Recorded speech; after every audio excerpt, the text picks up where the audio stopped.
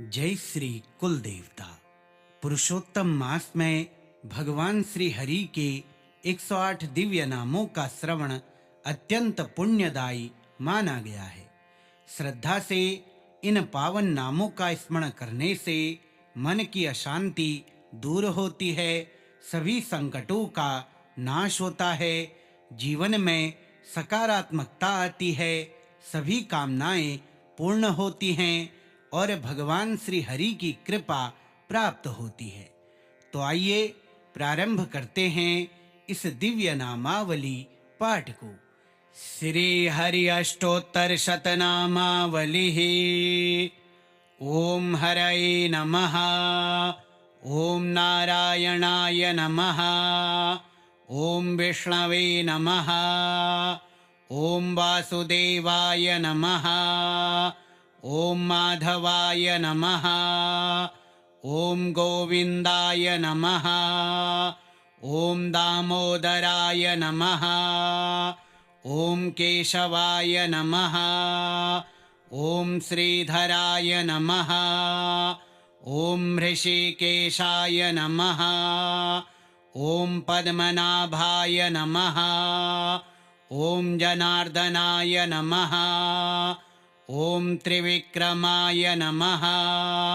ओम वामनाय नमः। ओम अच्युताय नमः। ओम अनंताय नमः। ओम मधोक्षजाय नमः। ओम पुरुषोत्तमाय नमः। ओम उपेन्द्राय नमः। ओम चक्रपाणये नमः। ओम शारंगपाणये नमः। ओम गदाधराय नमः। ओम शंखधराय नमः। ओम गरुड़ध्वजाय नमः। ओम पीतांबराय नमः। ओम लक्ष्मीपतये नमः। ओम श्रीनिवासाय नमः। ओम मुकुंदाय नमः। ओम मुरारये नमः। ओम मधुसूदनाय नमः। ओम देवकी नंदनाय नमः। ओम यशोदानंदनाय नमः। ओम जगन्नाथाय नमः। ओम जगदीशाय नमः। ओम विश्वंभराय नमः। ओम विश्वरूपाय नमः। ओम विश्वात्मने नमः। ओम दीनबंधवे नमः। ओम भक्तवत्सलाय नमः। ओम शरणागतवत्सलाय नमः। ओम सत्यनारायणाय नमः। ओम श्रीनारायणाय नमः। ओम योगेशाय नमः। ओम योगनिद्रापतये नमः। ओम पद्मगर्भाय नमः। ओम श्रीवत्सलांछनाय नमः। ओम कौस्तुभधराय नमः। ओम वनमालिने नमः। ओम अचिन्त्याय नमः। ओम अव्यक्ताय नमः। ओम सनातनाय नमः। ओम परब्रह्मणे नमः। ओम परात्पराय नमः। ओम परमेश्वराय नमः। ओम श्रीकृष्णाय नमः। ओम रामचंद्राय नमः। ओम हयग्रीवाय नमः। ओम नरसिंहाय नमः। ओम वराहाय नमः। ओम कूर्माय नमः। ओम मत्स्याय नमः। ओम बुद्धाय नमः। ओम कल्किने नमः। ओम धर्म संस्थापकाय नमः। ओम गोपालाय नमः। ओम गोवर्धनधारिणे नमः। ओम पार्थसारथये नमः। ओम दयामयाय नमः। ओम करुणासागराय नमः। ओम अचिन्त्यशक्तये नमः। ओम अनिर्देश्यवपुषे नमः। ओम सर्वव्यापिने नमः। ॐ सर्वज्ञाय नमः। ॐ सर्वशक्तिमते नमः। ॐ शान्ताय नमः। ॐ शाश्वताय नमः। ॐ अनामयाय नमः। ॐ निर्गुणाय नमः। ॐ सगुणाय नमः। ॐ निरञ्जनाय नमः। ॐ आनन्दमूर्तये नमः। ॐ चिदानन्दरूपाय नमः। ॐ लक्ष्मीकान्ताय नमः। ॐ कमलनयनाय नमः। ॐ कमलापतये नमः। ॐ शरण्याय नमः। ॐ भक्तप्रियाय नमः। ॐ प्राणनाथाय नमः। ॐ जगत्पतये नमः। ॐ आदिदेवाय नमः। ॐ महादेवाय नमः। ॐ देवदेवाय नमः। ॐ चतुर्भुजाय नमः। ॐ सहस्रशीर्ष्णे नमः। ॐ सहस्राक्षाय नमः। ॐ सहस्रपादे नमः। ॐ त्रिलोकनाथाय नमः। ॐ भक्तार्तिहराय नमः। ॐ जगत्साक्षिणे नमः। ॐ पुरुषाय नमः। ॐ अन्तर्यामिने नमः। ॐ हृदयवासिने नमः। ॐ यज्ञभोक्त्रे नमः। ॐ यज्ञपुरुषाय नमः। ॐ श्रीधराधिपाय नमः। ॐ जगदुद्धारकाय नमः। ॐ मोक्षप्रदाय नमः। ॐ श्रीहरये नमः। ॐ हरये नमः। ॐ नारायणाय नमः। ॐ विष्णवे नमः। ॐ वासुदेवाय नमः। ॐ माधवाय नमः। ॐ गोविन्दाय नमः। ॐ दामोदराय नमः। ॐ केशवाय नमः। ॐ श्रीधराय नमः। ॐ ऋषिकेशाय नमः। ॐ पद्मनाभाय नमः। ॐ जनार्दनाय नमः। ॐ त्रिविक्रमाय नमः। ॐ वामनाय नमः। ॐ अच्युताय नमः। ॐ अनन्ताय नमः। ॐ मधोक्षजाय नमः। ॐ पुरुषोत्तमाय नमः। ॐ उपेन्द्राय नमः। ॐ चक्रपाणये नमः। ॐ शारङ्गपाणये नमः। ॐ गदाधराय नमः। ॐ शङ्खधराय नमः। ॐ गरुडध्वजाय नमः। ॐ पीताम्बराय नमः। ॐ लक्ष्मीपतये नमः।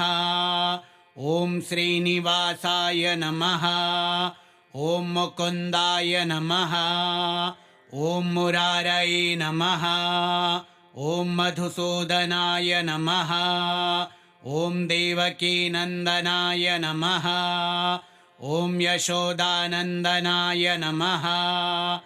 ॐ जगन्नाथाय नमः। ॐ जगदीशाय नमः। ॐ विश्वम्भराय नमः। ॐ विश्वरूपाय नमः। ॐ विश्वात्मने नमः। ॐ दीनबन्धवे नमः। ॐ भक्तवत्सलाय नमः। ॐ शरणागतवत्सलाय नमः। ॐ सत्यनारायणाय नमः। ॐ श्रीनारायणाय नमः। ॐ योगेशाय नमः। ॐ योगनिद्रापतये नमः। ॐ पद्मगर्भाय नमः। ॐ श्रीवत्सलाञ्छनाय नमः। ॐ कौस्तुभधराय नमः। ॐ वनमालिने नमः। ॐ अचिन्त्याय नमः। ॐ अव्यक्ताय नमः। ॐ सनातनाय नमः। ॐ परब्रह्मणे नमः। ॐ परात्पराय नमः। ॐ परमेश्वराय नमः। ॐ श्रीकृष्णाय नमः। ॐ रामचन्द्राय नमः। ॐ हयग्रीवाय नमः। ॐ नरसिंहाय नमः। ॐ वराहाय नमः। ॐ कूर्माय नमः। ॐ मत्स्याय नमः। ॐ बुद्धाय नमः। ॐ कल्किने नमः। ॐ धर्मसंस्थापकाय नमः। ॐ गोपालाय नमः। ॐ गोवर्धनधारिणे नमः। ॐ पार्थसारथये नमः। ॐ दयामयाय नमः। ॐ करुणासागराय नमः। ॐ अचिन्त्यशक्तये नमः। ॐ अनिर्देश्यवपुषे नमः। ॐ सर्वव्यापिने नमः। ॐ सर्वज्ञाय नमः। ॐ सर्वशक्तिमते नमः। ॐ शान्ताय नमः। ॐ शाश्वताय नमः। ॐ अनामयाय नमः। ॐ निर्गुणाय नमः। ॐ सगुणाय नमः। ॐ निरञ्जनाय नमः। ॐ आनन्दमूर्तये नमः। ॐ चिदानन्दरूपाय नमः। ॐ लक्ष्मीकान्ताय नमः। ॐ कमलनयनाय नमः। ॐ कमलापतये नमः। ॐ शरण्याय नमः। ॐ भक्तप्रियाय नमः। ॐ प्राणनाथाय नमः। ॐ जगत्पतये नमः। ॐ आदिदेवाय नमः। ॐ महादेवाय नमः। ॐ देवदेवाय नमः। ॐ चतुर्भुजाय नमः। ॐ सहस्रशीर्ष्णे नमः। ॐ सहस्राक्षाय नमः। ॐ सहस्रपादे नमः। ॐ त्रिलोकनाथाय नमः। ॐ भक्तार्तिहराय नमः। ॐ जगत्साक्षिणे नमः। ॐ पुरुषाय नमः। ॐ अन्तर्यामिने नमः। ॐ हृदयवासिने नमः। ॐ यज्ञभोक्त्रे नमः। ॐ यज्ञपुरुषाय नमः। ॐ श्रीधराधिपाय नमः। ॐ जगदुद्धारकाय नमः। ॐ मोक्षप्रदाय नमः। ॐ श्रीहरये नमः। ॐ हरये नमः। ॐ नारायणाय नमः। ॐ विष्णवे नमः। ॐ वासुदेवाय नमः। ॐ माधवाय नमः। ॐ गोविन्दाय नमः। ॐ दामोदराय नमः। ॐ केशवाय नमः। ॐ श्रीधराय नमः। ॐ ऋषिकेशाय नमः। ॐ पद्मनाभाय नमः। ॐ जनार्दनाय नमः। ॐ त्रिविक्रमाय नमः। ॐ वामनाय नमः। ॐ अच्युताय नमः। ॐ अनन्ताय नमः। ॐ अधोक्षजाय नमः। ॐ पुरुषोत्तमाय नमः। ॐ उपेन्द्राय नमः। ॐ चक्रपाणये नमः।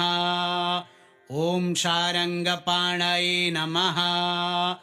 ॐ गदाधराय नमः। ॐ शङ्खधराय नमः। ॐ गरुडध्वजाय नमः। ॐ पीताम्बराय नमः। ॐ लक्ष्मीपतये नमः।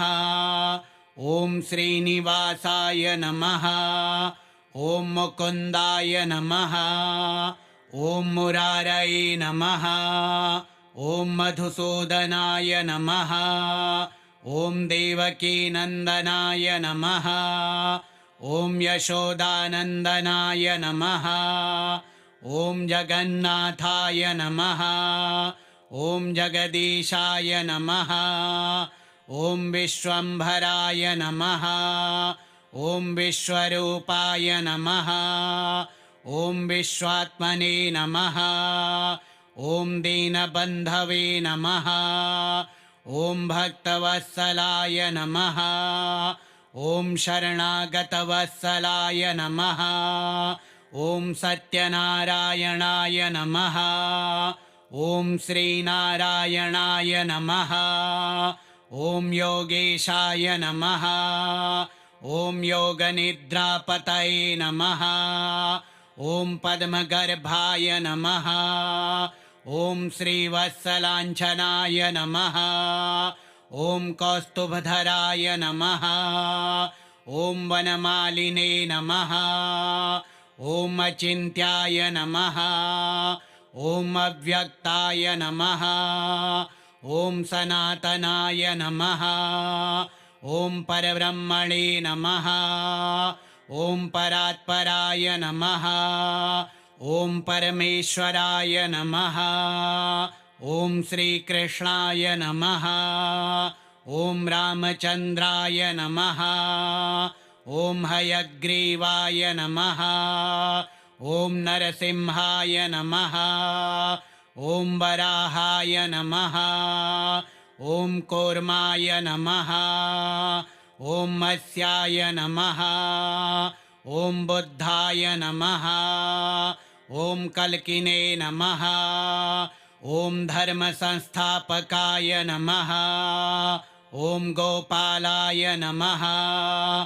ॐ गोवर्धनधारिणे नमः। ॐ पार्थसारथये नमः। ॐ दयामयाय नमः। ॐ करुणासागराय नमः। ॐ अचिन्त्यशक्तये नमः। ॐ अनिर्देश्यवपुषे नमः। ॐ सर्वव्यापिने नमः। ॐ सर्वज्ञाय नमः। ॐ सर्वशक्तिमते नमः। ॐ शान्ताय नमः। ॐ शाश्वताय नमः। ॐ अनामयाय नमः। ॐ निर्गुणाय नमः। ॐ सगुणाय नमः। ॐ निरञ्जनाय नमः। ॐ आनन्दमूर्तये नमः। ॐ चिदानन्दरूपाय नमः। ॐ लक्ष्मीकान्ताय नमः। ॐ कमलनयनाय नमः। ॐ कमलापतये नमः। ॐ शरण्याय नमः। ॐ भक्तप्रियाय नमः। ॐ प्राणनाथाय नमः। ॐ जगत्पतये नमः। ॐ आदिदेवाय नमः। ॐ महादेवाय नमः। ॐ देवदेवाय नमः। ॐ चतुर्भुजाय नमः। ॐ सहस्रशीर्ष्णे नमः। ॐ सहस्राक्षाय नमः। ॐ सहस्रपादे नमः। ॐ त्रिलोकनाथाय नमः। ॐ भक्तार्तिहराय नमः। ॐ जगत्साक्षिणे नमः। ॐ पुरुषाय नमः। ॐ अन्तर्यामिने नमः। ॐ हृदयवासिने नमः। ॐ यज्ञभोक्त्रे नमः। ॐ यज्ञपुरुषाय नमः। ॐ श्रीधराधिपाय नमः। ॐ जगदुद्धारकाय नमः। ॐ मोक्षप्रदाय नमः। ॐ श्रीहरये नमः। श्रीहरि अष्टोत्तरशतनामावलिः श्रीनारायणार्पणमस्तु।